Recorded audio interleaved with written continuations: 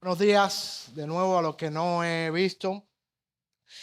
De verdad que hemos esperado por este momento mucho tiempo de que la iglesia en Guanabacoa surgiera y que los hermanos de Guanabacoa pudieran venir y estamos muy contentos por ello y agradecidos a la iglesia de La Habana, a esta iglesia, por la ayuda que nos han dado y nos siguen dando en ese esfuerzo de plantar la iglesia de Guanabacoa. Sin la iglesia de La Habana se vería muy difícil, guanabacoenses, tener nuestra comunidad allá.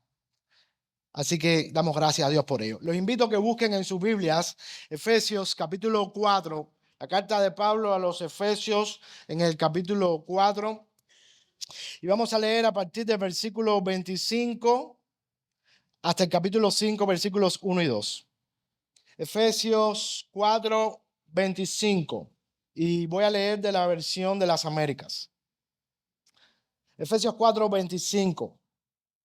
Dice así la palabra: por tanto, dejando a un lado la falsedad, hablad verdad cada cual con su prójimo, porque somos miembros los unos de los otros. Airaos, pero no pequéis. No se ponga el sol sobre vuestro enojo, ni deis lugar o oportunidad al diablo. El que roba, no robe más, sino más bien que trabaje, haciendo con sus manos lo que es bueno, a fin de que tenga que compartir con el que tiene necesidad. No salga de vuestra boca ninguna palabra mala, sino solo la que sea buena para edificación, según la necesidad del momento, para que imparta gracia a los que escuchan. Y no entristezcáis al Espíritu Santo de Dios, por el cual fuisteis sellados para el día de la redención. Sea quitada de vosotros toda amargura, enojo, ira, gritos, maledicencia, así como toda malicia. Sed más bien amables unos con otros, misericordiosos, perdonándoos unos a otros, así como también Dios os perdonó a vosotros en Cristo. Sed pues imitadores de Dios como hijos amados y andad en amor, así como también Cristo os amó y se dio a sí mismo por nosotros, ofrenda y sacrificio a Dios como fragante aroma. Quiero comenzar con una pregunta. ¿A cuántos de ustedes les gustaría ir de compras en esta Navidad para cambiar la ropa vieja, desteñida y remendada por ropas y zapatos nuevos para fin de año? Nadie. ¿A todos les gustaría ir de compras? Qué bueno, ¿verdad? A mí me encantaría. Para ninguno de nosotros esto que yo acabo de decir es algo ajeno, ¿verdad? Lo nuevo, oloroso, oloroso con el olor que nosotros llamamos oloroso, olor a yuma. Lo nuevo con olor a yuma, ¿verdad? Cómodo y agradable es algo que todos deseamos y que agradecemos cuando lo tenemos en nuestro cuerpo. Además, esto provoca un impacto en la gente que nos ve, ¿verdad? Cuando te ven con algo nuevo, todo el mundo dice: ¡hey! Esa ropita nueva.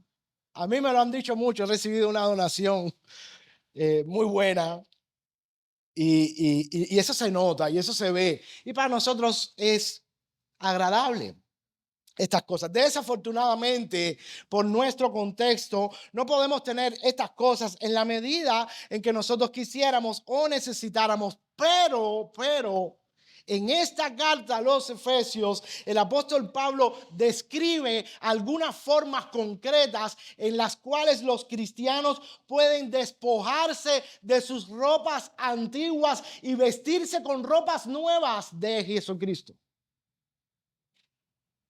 Pablo nos enseña en esta sesión cómo es que los cristianos, y nos exhorta a que nos despojemos de nuestras antiguas ropas, de las ropas viejas, remendadas, descoloridas y sucias, y que nos vistamos de ropas nuevas, las de nuestro Señor Jesucristo.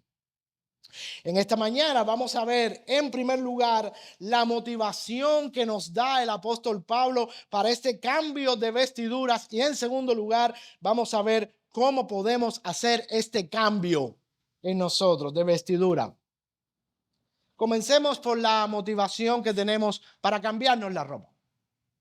Según el diccionario de la Real Academia Española, motivación es el conjunto de factores internos o externos que determinan en parte las acciones de una persona. Conjunto de factores internos o externos que determinan nuestras acciones. Eso es motivación. Y nosotros somos seres motivacionales, ¿verdad? Nos movemos por motivaciones. Dios nos creó así, por eso en la palabra de Dios vemos tantas motivaciones que el Señor nos da para que nosotros nos movamos en pos de Él. No haríamos mucho sin motivaciones, ¿verdad? Curiosamente, el otro día escuché a cierta persona hablar en la televisión de nuestro país y esta persona dijo que el dinero, escuchen esto, que el dinero no debería ser la única motivación para el trabajo, sino que otros ideales debían serlo. El dinero no debería ser la motivación para que nosotros trabajemos, sino que otros ideales debían serlo. Y saben que la idea es muy bonita, verdaderamente muy bonita, pero, dudo mucho que una cosmovisión o una manera de ver al mundo donde Dios no esté pueda fomentar esto. Que otros ideales sean los que nos muevan a trabajar, y a los hechos de la historia me remito.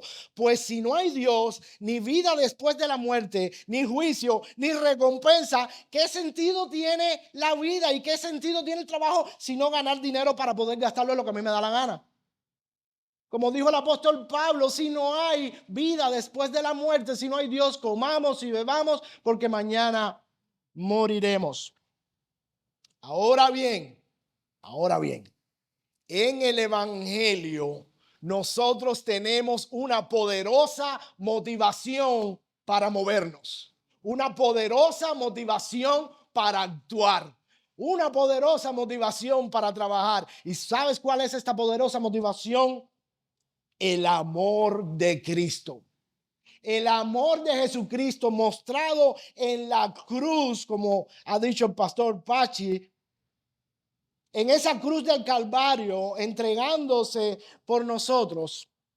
Este amor que recibimos por la fe provoca una explosión dentro de nosotros que revoluciona toda nuestra vida, y entonces comenzamos a caminar.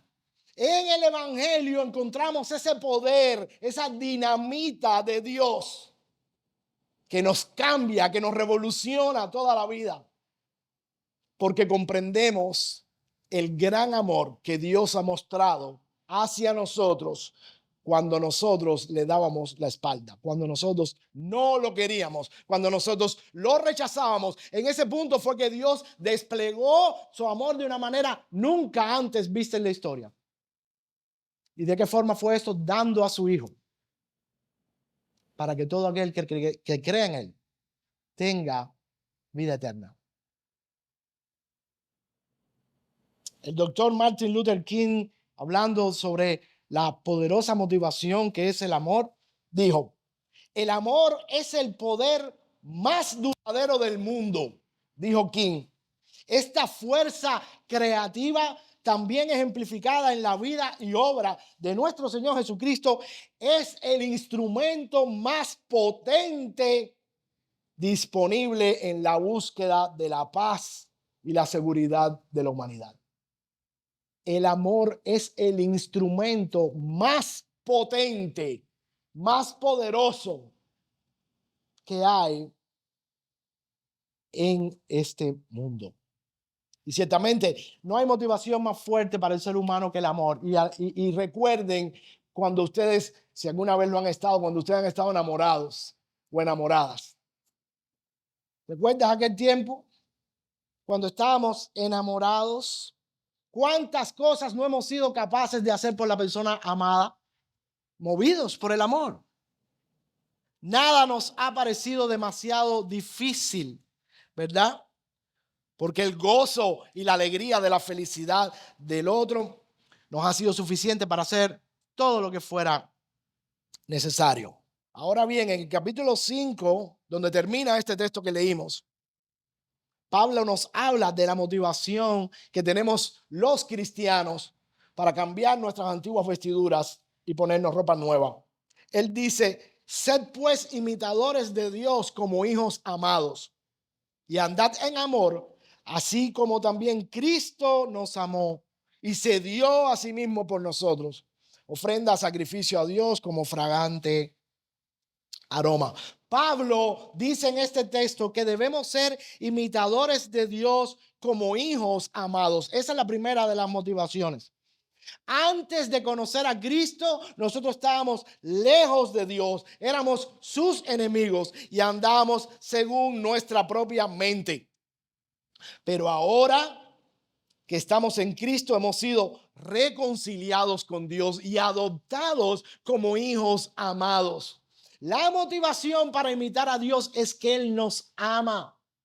Es que Él nos ha amado de tal manera que se ha entregado a sí mismo por nosotros. Y esto debe motivarnos a movernos. La segunda motivación es el corazón del evangelio mismo. Versículo 2 dice que andemos en amor, así como Cristo nos amó y se dio a sí mismo por nosotros.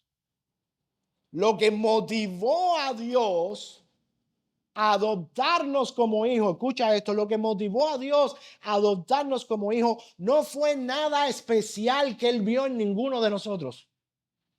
Ni tú ni yo teníamos ni tenemos nada especial en nosotros mismos para que Dios se fijara en nosotros.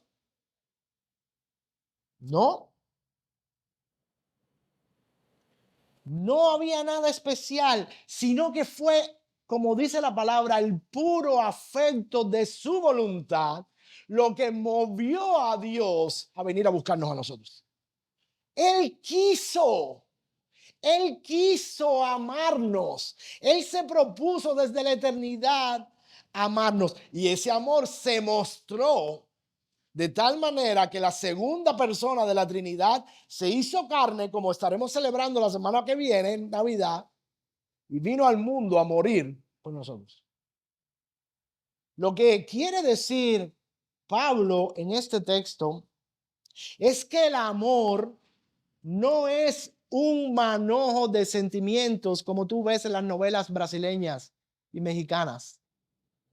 El amor, como lo enseña la Biblia, y esto nos ayuda a cultivar una mente bíblica en estos aspectos, el amor no es un manojo de sentimientos como se ve en las novelas, sino es más bien un acto de la voluntad que conlleva a una acción o acciones específicas en beneficio de la persona amada. Las maripositas revoloteando en el estómago. Eso es enamoramiento, que como tú sabes, se acaba, ¿verdad? Se acaba después de la luna de miel o antes de la luna de miel. Ahora, el amor, como lo enseña la Biblia, es un acto de la voluntad que implica acciones específicas en beneficio de la persona amada. Cristo nos amó y entonces se dio por nosotros. Dio toda su vida para nuestro bien. Eso es amor. Yo doy. Y eso debe motivarnos entonces a amar a nuestras familias, a nuestros hermanos, a nuestros vecinos y a nuestros amigos de un modo particular, como Cristo nos amó.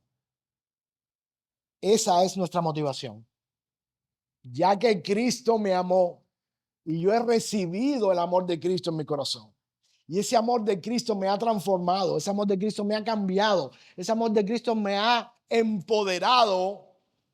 Puedo yo entonces y debo yo entonces actuar de cierto modo con los otros. Y eso nos lleva a nuestro segundo punto, las maneras en que nosotros podemos cambiar nuestras antiguas vestiduras y ponernos nuevas, las vestiduras de Cristo. Ya que tenemos esta motivación, somos hijos amados de Dios y Cristo nos ha amado, debemos nosotros actuar. Y Pablo, en este pasaje de Efesios capítulo 4, describe 5 maneras o formas concretas en cómo los cristianos se despojan de sus antiguas vidas y se visten de la vida de Cristo. 5 maneras en que nosotros podemos quitarnos nuestra ropa vieja y ponernos la nueva, la que nos gusta, la que sirve de verdad, la que vale. En primer lugar, Pablo nos dice en el versículo 25 que debemos pasar de mentir a decir la verdad.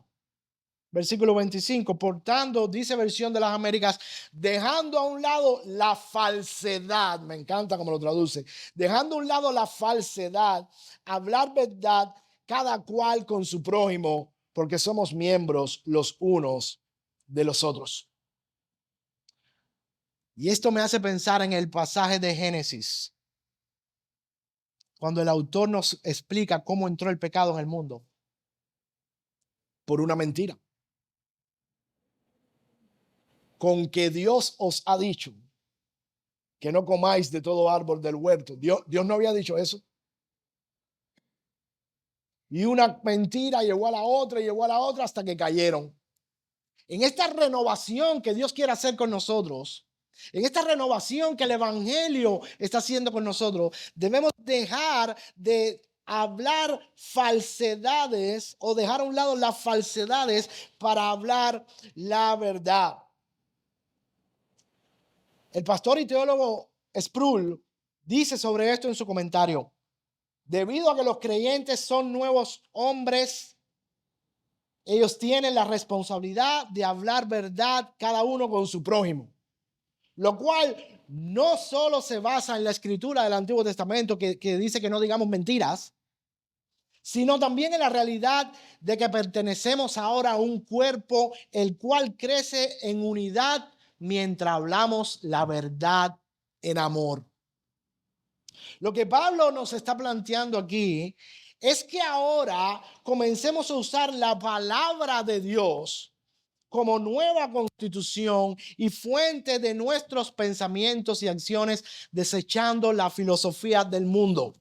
Que no usemos más los pensamientos del mundo, la filosofía del mundo para regir nuestras acciones y nuestras relaciones, sino que usemos ahora la verdad de Dios para nuestras relaciones, dejando la falsedad, dejando la mentira. Hablemos la verdad cada uno con su prójimo. Dejarlo solo en no decir mentiras podría ser muy simple o sonar como, ¿no? Si yo no digo mentiras. Sino que más bien debemos usar la palabra para nuestras relaciones. La manera en que la iglesia de Cristo crece y se fortalece es, como dice el versículo 15 del capítulo 4, hablando la verdad en amor. Y esto es bueno para los que están aquí que son de Guanabacoa y que están involucrados en un proceso de plantación de una iglesia. Dice la Biblia, ¿sabe? Cuando uno es poquito quiere crecer, ¿verdad? Cuando ve poquita gente, ay, queremos más y queremos más. Estamos inventando siempre cómo atraer más personas. Y eso está bien. Pero dice la Biblia que la manera en que la iglesia crece y se fortalece es que unos con otros, aunque sean 5, hablen, empiecen a hablar la verdad del evangelio en amor. Que esa sea la manera en que nosotros nos relacionemos ahora y en que nosotros nos comuniquemos. No usando la filosofía de afuera, sino la filosofía del evangelio. Y así crecemos. Y yo quiero hacerle caso a lo que dice Dios. La segunda manera en que nos despojamos de nuestra vieja ropa y nos vestimos de la nueva es pasando de la ira descontrolada al dominio propio. Mira lo que dice los versículos 26 y 27. Airaos, pero no pequéis. No se ponga el sol sobre vuestro enojo, ni deis lugar al diablo. Airaos, pero no pequéis. Dice Sproul también, esto no se trata de un mandamiento a enfadarse, porque dice airaos, pero no pequéis, sino de una advertencia para no dejar que el enfado nos lleve a pecar. Se trata de pasar de la ira a la misericordia en el mismo día, no dando lugar al diablo, ya que la ira mantenida en el tiempo proporciona a Satanás una base en el corazón. Airaos, pero no pequéis. Nosotros no podemos impedir no enfadarnos. Es imposible, somos seres humanos, vivimos en un mundo caído. Pero lo que Pablo está mandando es, no dejes que ese enfado te controle. No dejes que ese enfado cree una raíz de amargura en tu corazón con la otra persona. ¿Verdad? Muy práctico. Y siempre pongo casi los mismos ejemplos. Maridos y mujeres. Si tú te enfadas con tu mujer y tú tienes la razón, marido, tú tienes la razón por lo que te enfadaste, porque ella hizo esto mal. Y tú tienes la razón y se enfadan y discuten. ¿Sabes lo que hay que hacer después de un rato? Ve, abrázala, dale un beso y dile, yo te amo, seguimos hacia adelante. No hay otra manera. No existe otro modo de romper con el pecado. No existe otro modo. Tú tienes la razón, pero aquí el punto no es tener la razón. Es que Cristo sea glorificado y que nosotros sigamos hacia adelante creciendo en amor. Asimismo, mujeres, si tú te enfadas con tu marido y tú tienes la razón, cuando pase un rato, ve, pásale la mano, que tú sabes con eso lo mataste, y le dices, papi, como te quiero, te voy a hacer un flan. Liquidado. Si ella no lo hace, hazlo tú. Pero no dejemos que el enfado, la ira, nos lleve a la amargura y a tener relaciones complicadas entre hermanos, entre familias, entre matrimonios. Esto es un ejercicio de autonegación. Tenemos que negarnos a nosotros mismos, dejar de ser yo para que Cristo crezca. Tengo que matar mi orgullo en vez de matar a la otra persona. Y no hace falta arrancarle el cuello a alguien para matarlo. Podemos matar a la otra persona en vida. Cuando no hay misericordia, cuando la misericordia no se impone a la ira, estamos matando a la persona. El Señor Jesucristo habló de eso en el Sermón del Monte, pero eso es otro tema. La tercera cosa que podemos hacer para cambiar nuestras vestiduras viejas a nuevas es pasar de robar a trabajar en algo útil. Versículo 28. El que roba, no robe más, sino más bien que trabaje haciendo con sus manos lo que es bueno, a fin de que tenga que compartir con el que tiene necesidad. En Cristo, el trabajo toma un nuevo significado. Por eso decíamos al principio, comentaba lo que habían dicho en la televisión. En Cristo el trabajo toma un nuevo significado. ¿Sabes por qué? Porque en Cristo ya yo no soy el más importante, sino mi hermano. Y cuando mi hermano es más importante, mi trabajo toma un nuevo significado, porque ahora todo no es para mí, sino que el trabajo es una oportunidad para poder ayudar a otros. Ahora trabajamos para poder bendecir a otros. Ustedes saben las cajas de ayuda de alimentos que se reciben aquí, ¿verdad?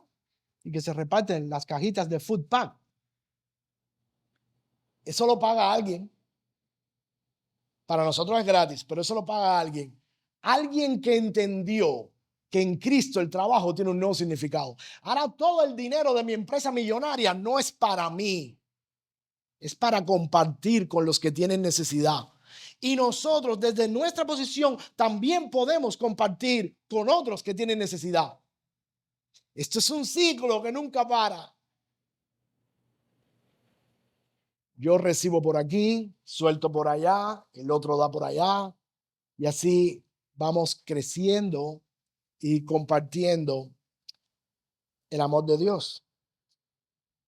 Trabajo por un nuevo significado. Por eso creo que es muy difícil que sin el evangelio exista un hombre nuevo.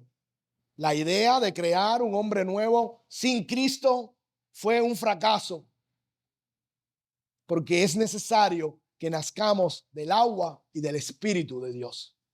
Si el Espíritu de Dios no nos vivifica, si el Espíritu de Dios no nos da vida, no se puede hacer nada nuevo, porque la Biblia dice que nosotros estamos muertos en nuestros delitos y pecados. Y Dios es el que viene y nos infunde vida y cambia nuestros corazones. Y entonces nosotros podemos empezar a hablar de transformación social. La cuarta cosa que debemos hacer para cambiar nuestras vestiduras viejas a nuevas es pasar de decir palabras dañinas a hablar cosas que edifican. Versículo 29. No salga de vuestra boca ninguna palabra mala, sino solo la que sea buena para la edificación, según la necesidad del momento, para que impartan gracia a los que escuchan. Proverbios 18:3 dice que el que responde antes de escuchar cosecha necedad y vergüenza. Y Efesios 4:15 nos llama a hablar la verdad en amor. Una combinación de estas dos cosas da como resultado palabras que edifican antes que palabras corrompidas. Y esto es algo que nosotros como cristianos tenemos que aprender. Empezar, como dijimos antes, a usar el evangelio. No a repetir como unos papagayos los versículos, no. Sino el espíritu del evangelio. Empezar a usar el espíritu del evangelio para comunicarnos entre nosotros, para relacionarnos entre nosotros, para crear una mente que produzca una acción evangélica. De modo que nuestras palabras sean edificantes, aunque sean dichas en nuestro lenguaje coloquial. No tenemos que hablar como Reina Valera, es el lenguaje del siglo XVI. Tenemos que hablar como hablamos aquí en La Habana ahora en el siglo XXI, pero con gracia. Con la gracia del evangelio. Así pasamos de hablar palabras corrompidas a hablar palabras que edifican. Y por último, en este cambio de vestiduras para nuevo año, debemos pasar de la amargura al amor. Versículos 30 al 32. Y no entristezcáis al Espíritu Santo, por el cual fuiste sellado para el día de la redención. Sea quitada de vosotros toda amargura, enojo, ira, gritos, maledicencia, así como toda malicia. Sed más bien amables unos con otros, misericordiosos, perdonándoos unos a otros, así como también Dios os perdonó en Cristo. Contristar al Espíritu Santo implica que Él es una persona a la cual podemos entristecer. No pongan triste al Espíritu Santo, que los selló para el día de la redención. Y nosotros podemos entristecer a esa persona amada, que es el Espíritu Santo de Dios que está con nosotros, si nuestras vestiduras siguen viejas y apestosas y no nuevas, y nuestras acciones no son evangélicas, sino de bárbaros. Se entristece porque es una persona. De manera que los creyentes deben quitar toda ira carnal, y ahora voy a hablar de eso. Los creyentes deben quitar toda ira carnal y amargura y vestirse del perdón y de la tierna compasión y el amor que Dios nos demuestra en Cristo. Y tú me dirás, pero ¿cómo? Si no me dijiste antes que era por gracia todo. Sí, esto también es por gracia. Porque Dios en Cristo, si tú estás en Cristo, Dios te ha dado el poder a ti y a mí para que podamos echar mano del evangelio, para que deseemos eso, para que no deseemos vivir en la vida pasada, sino ser transformados de gloria en gloria. Aquel que se llame cristiano y no anhele ser más como Cristo no es cristiano. Y tiene que convertirse, tiene que ir a Cristo. Nosotros hemos sido, fíjate que estoy diciendo, Dios nos ha empoderado con su espíritu para que deseemos el evangelio. No es que nosotros podemos, no es que nosotros tenemos poder en nosotros, no. Es el espíritu de Dios que está en nosotros y nos mueve a querer ser como Cristo. Nos mueve a querer vestirnos de la santidad de Jesucristo, en el sentido positivo de esa palabra. En conclusión, a diferencia de lo que muchos creen, los cambios de vestiduras que debe hacer el creyente no son tanto en lo estético y visible como en lo interno e invisible. Contrario a lo que muchos creen, el cambio de vestidura que deben hacer los creyentes no es tanto en lo estético y visible. ¿Has oído eso, verdad? ¿Cómo se visten los cristianos y las cristianas? Aquí no está hablando de eso. Pablo habla de un cambio en el corazón, en la mente, que nos lleve a actuar de la manera en que Cristo actuó. Y Pablo nos da fuertes motivaciones para hacer estos cambios definitivos en nuestro ornato interno. Y nos dice que en el evangelio de Jesucristo está el poder para que seamos capacitados para este cambio. De nada vale una apariencia políticamente correcta. Yo no estoy diciendo que está mal. Estoy diciendo de nada vale una apariencia políticamente correcta si en el interior no cultivamos una mente evangélica que busque siempre el bien del hermano. Si te has fijado, este cambio de vestidura de que hablamos, lo que habla es del amor a mi hermano. Es hacia los otros, hacia los otros, hacia los otros. De nada vale años en la iglesia. De nada valen años en la iglesia si no somos capaces de sobreponer el bien de la obra y del reino de Dios a nuestros propios intereses mezquinos. Podemos pasar la vida entera en la iglesia, que si nuestros intereses siempre van a estar por arriba que los del reino de Dios, es por gusto. Y dicho sea de paso, esos intereses nuestros que parecen piadosos muchas veces, pero que buscan mi propio bien, son diabólicos, son egoístas, son sectarios. Si mi prioridad no es el reino de Dios y mi hermano como parte de ese reino de Dios, o los que todavía no han sido alcanzados por Cristo, si mi prioridad no es eso y no yo, lo que yo piense, lo que yo creo, lo que yo deseo, lo que a mí me gusta, si mi prioridad no es esa, estoy equivocado. De nada me vale. Como dijo Pablo, de nada vale hablar lenguas humanas y angélicas si no tengo amor. Y ya vimos lo que significa amor. Es entregarme por el otro. Es vivir para el bien del otro. Aunque el otro no viva para mi bien, porque eso fue lo que Dios hizo. Y Dios nos ama aun cuando nosotros no le somos fieles. Y nos moriremos en ese dilema. Y Él seguirá ahí. Porque eso es amor.